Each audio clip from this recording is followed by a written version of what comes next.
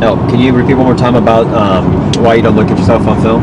Well, I used to look at my swing a lot on film, but the reason if I'm hitting the ball well and I don't look at my swing, I don't want to look at my swing because I don't want it to change the image that I have in my head of what I think it looks like.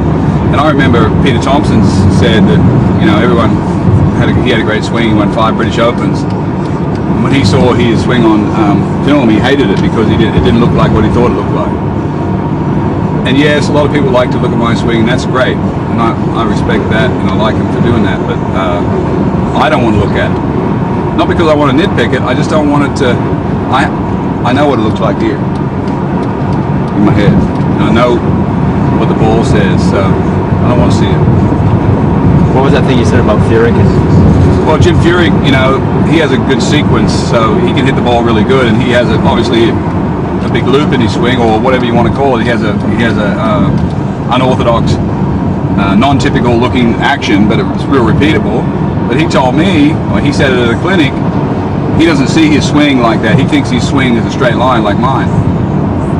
It told me a lot, And it's also the reason why unorthodox players play really well, is because they have the sequence.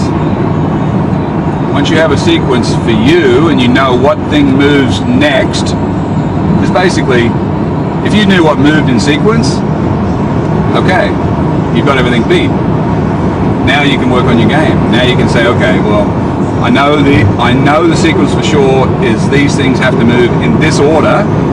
Okay, now I need to maybe tighten up a piece of it. But you've got to have the sequence first.